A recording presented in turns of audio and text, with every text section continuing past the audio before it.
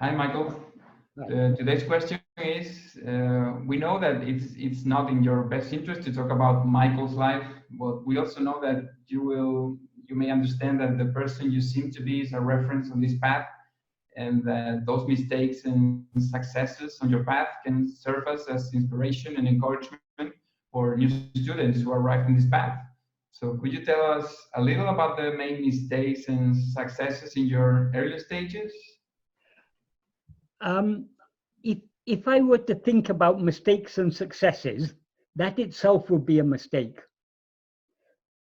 How we these we need not be concerned about mistakes and successes. What we are investigating ourselves to know what we actually are. What we actually are is beyond all mistakes and successes. Mistakes and successes are only there for ego. By thinking about mistakes and successes, or by trying to measure our progress in terms of mistakes and successes, we are just giving life to the ego. And if you say that my life may be an inspiration to others, we have to find if we want to progress on this path, we have to find inspiration within ourselves. If we look outwards and see other people's life, whatever I may say about my life, it's you nobody each one of us has to live our own life, and we what the events that happen in our life should not concern us, because these are all outward things. We should be concerned only with one thing: turning our attention within and trying to know what we actually are here and now. So I to tell the truth, I don't even think in terms of mistakes and successes. If at all I make a mistake, yes, most of the time my attention is going outwards. That is a big mistake. But that is because of my immaturity.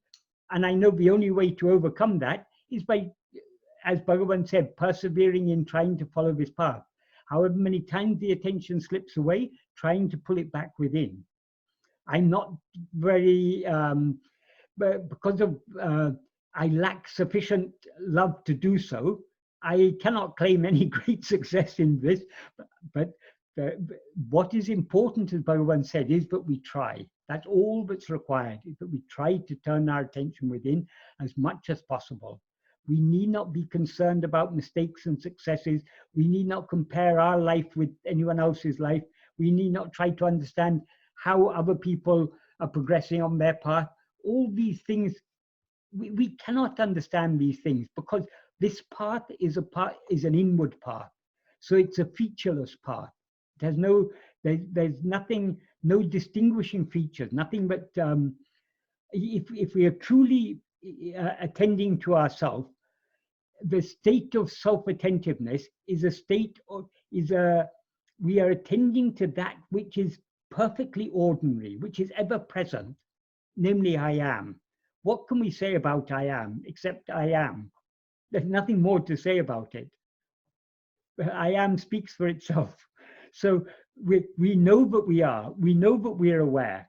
So who is it? What is this thing that exists and that is aware? That's all we need to be concerned about, turning our attention within more and more and more. Forget about mistakes and successes. We cannot know. The very fact that we've come to this path is a good sign. That's all we need. All we need to understand is that following this path is good. Allowing our attention to go outwards is not so good, because it's just perpetuating the problems that we are trying to escape from. So let us just try to turn our attention within more and more, and let's not be concerned about anything else. If you're concerned about your mistakes and successes, leave that concern to Bhagavan. Let him take care of your mistakes and successes. It's his business, not yours. Yes. Surrender completely. Right? As Bhagavan said, when we're traveling on the train, we need not carry our luggage on our head. We put it aside and travel comfortably. How to put the luggage aside? By turning our attention within.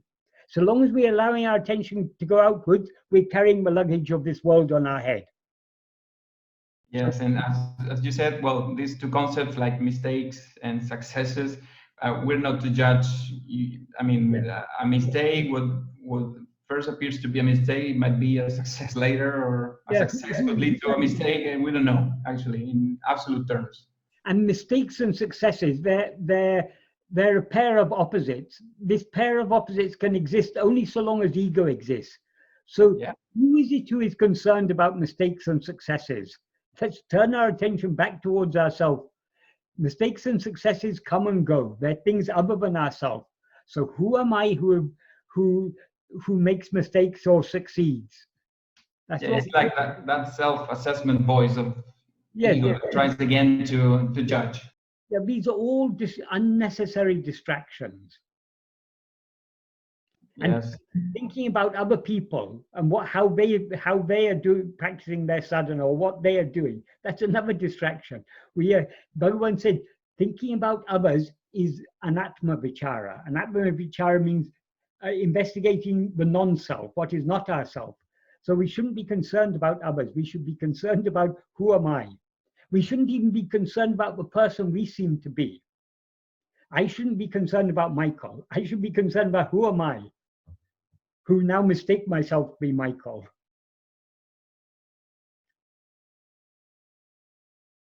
I'm sure that you've been asked many times this question, probably. Yeah, Or what's your best? Yeah. yeah, What was the best advice you can give for someone new and whatever, right? And so those, all that is a distraction. yes, yes. The best advice is to follow what Bhagavan has taught us, which is to turn our attention within. Be self-attentive as much as possible. And well, however, Self-identification and self-surrender. That's all that's required. yeah, yeah, that's true. I totally agree with that. But sometimes, don't you think that also that when we hear some stories by of Bhagavan, for example, they can also be inspirational in a way about some experience he had or something that happened to him, even though it's an outward thing. When we hear about Bhagavan's life, his life may inspire love in us. If it inspires love in us, that is good. But how should we act on that love? If we truly love Bhagavan, we should do what he asked us to do, which is to turn within. The whole purpose of his life, why he appeared in this earth, why he appeared in our dream, is to tell us to turn within. So, as Sadhguru used to say, Bhagavan didn't come to this world just to be the subject of a story. He came to this world to give us teachings. Those teachings are turn within. So the stories are useful to the extent that they inspire love in our heart. Beyond that, the stories are of no use. Yeah, it's just a reminder to turn within. Exactly. That's all that matters.